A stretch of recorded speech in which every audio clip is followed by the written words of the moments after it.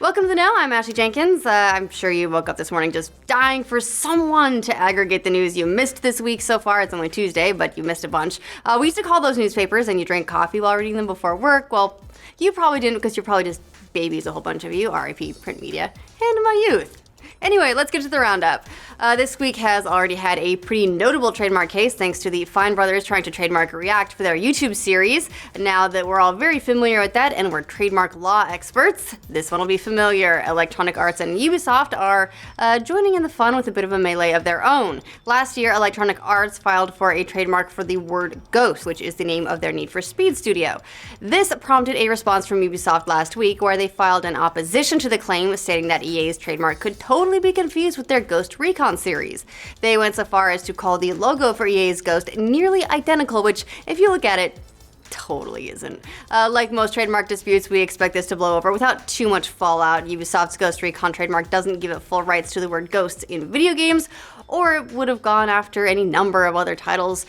RIP StarCraft Ghost, and obviously Super Mario's Big Boo would have been target number one, right? So unless the internet freaks out like it did over the Fine brothers and EA decides, you know what, we give up, this opposition will probably fail. Considering how long they've held on to Origin against the fury of the internet, we know we can expect EA to not relent anytime soon. They're like little terriers.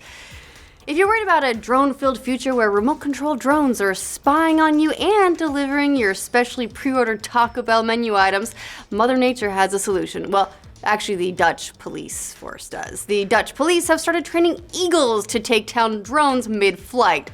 So metal. The birds can take down most smaller consumer-level drones like the DJI Phantom. These avian badasses would be used to remove drones where they're interfering with police and rescue operations, such as preventing a medical helicopter from landing or showing up at the last minute to save them from the fires of Mount Doom.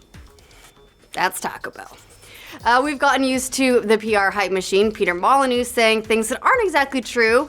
It's happened again, only this time wasn't him at all, apparently. The big exaggerator behind the Fable franchise had his Twitter account hacked last week. The hacker sent a number of tweets saying that he was retiring from the gaming industry and that his studio, 22 Cans game Goddess, would be removed from Steam. The hacked account also tweeted that Fable 3, quote, was his biggest mistake. The account was quickly recovered and Molyneux cleared up the confusion with a tweet stating that he was not retiring or closing down Goddess. But Fable 3 was still his biggest mistake. I liked Fable 3. It Come on. Oh, Pete, I never know what to believe. Come on. Anyway, if EA is to be believed, also questionable, Microsoft could be in sadder shape this generation than we've even thought. Since last fall, the team behind the Xbox One has decided they're done with talking about pesky things like units sold. Having conceded their spot as second fiddle to Sony's PlayStation 4, they've instead been using figures like 50 million connected to Xbox Live and the best Halo to ever Halo. But thanks to a quarterly earnings call, an EA exec may have let slip the lifetime sales numbers of the forever runner-up Xbox One. In the call, EA CFO Blake Jorgensen cited an install base of 55 million PS4 and Xbox One consoles. If you take that number and compare it to the 36 million units Sony claims to have sold, carry some math, crunch a couple of integers, that comes out to about 19 million Xbox Ones sold, meaning that Sony is nearly outselling them 2-1 in the current generation. Maybe there's some kind of trophy for that? Definitely not an achievement. But not if Christy Leskinen, former X Games competitor, has anything to say about it though. The freestyle skier and X Games bronze medalist took to Twitter recently to criticize the inclusion of esports in the X Games. Her tweet, which has come under some scrutiny by the esports community, reads, "As athletes, sometimes we risk it all to win X Games. No gamer in the world deserves an X Games gold medal." She completed the sick burn with a couple of sizzling hashtags like couch games and athletes only. Ouch, we're really hurt. She went on to say that medals should only come as a result of blood, sweat, and tears. If you ask me, that sounds like a really high cost. Last weekend's Winter Games featured Halo 5 Guardians, which received broadcast time on ESPN. To make it more to Leskinen's standards, maybe next year after you lose a Slayer match, someone will break one of your arms. I'd watch it. Bloodthirsty like that. But would I watch it as much as everyone is watching Star Wars? Debatable. The Force Awakens is notching ever closer to another galactic landmark as it nears $2 billion in box office revenue worldwide after shattering basically every other record in existence. Analysts expect Episode 7 to join the $2 billion club by the end of this week. This exclusive club has only a couple of other members, Avatar and Titanic. While it won't be catching Avatar anytime soon, the delay of Star Wars Episode 8 to December 2017 it may be the reason that Avatar 2's release date got moved out of the same month, or it could just be that nobody knows what the hell's going on with Avatar 2, which is just as likely. While Star Wars Episode 7 may be almost the most popular movie of all time, it's only ranked 779th on the list of the 282,000 most popular things on Facebook.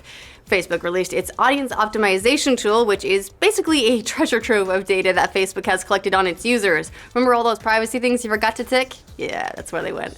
The Verge used some emulation to pull a ranked list of what Facebook's algorithms have identified as people's favorite things on Facebook.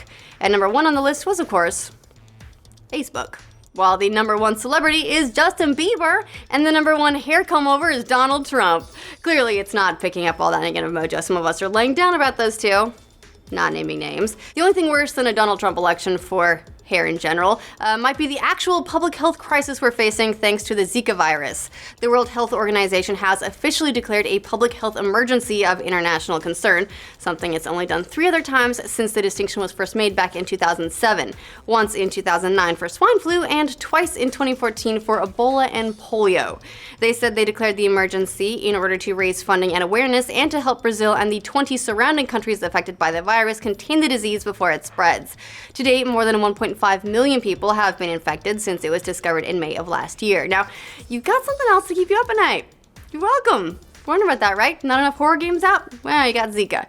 Since apparently it's time to pack up this disease hole and head for the nearest planet, Elon Musk's announcement that he is going to unveil a spacecraft later this year for a 2025 spaceflight to Mars couldn't come sooner. I love you, Musk. He hopes to reveal plans for the ship's architecture at the International Astronautical Conference in Mexico in September. Not to be outdone, space agencies in both India and France have announced a joint venture to plant flags on both Mars and Venus in exploratory missions to both planets. But before we go gallivanting off around our local system, we better figure out those puzzles in The Witness. Jonathan Blow's follow-up to the critical Darling Braid is already a success and is set to smash the numbers of its predecessor. In a series of tweets this week, Blow revealed that in its first week of release, The Witness is already outperforming Braid's entire first year of revenue. Some of that has to do with the game's price, which is admittedly higher than Braid's, but it's also because the game is selling better than Braid. To be fair, they've had years of hype for The Witness, but it could just be that people never lost the love for a good old puzzler, and we don't have nearly enough of those these days.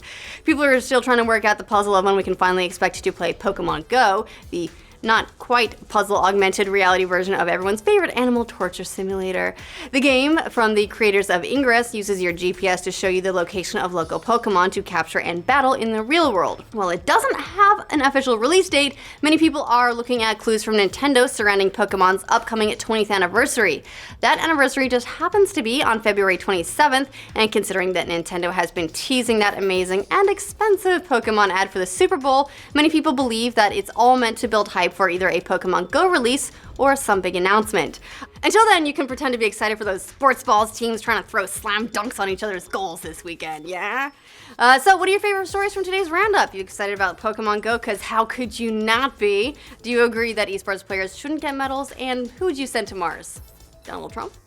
To stay up to date with all the latest trademark slap fights and all the other wonderful, weird news out there, like this video and subscribe to The Know. What looks worse for a game, though? Coming out a year late or releasing a game and then it not working correctly? I just don't know which one's worse. I'm glad you said that. I think releasing a broken game is way worse. Yeah. You know, I would much rather see them delay and get it right. A year is a long time. A year is a long time. I think the latest delay, I'm going off the top of my head, I think the latest delay, they said that the networking code was a lot more complex than they thought, trying to get it adapted for all the different platforms that they're releasing on.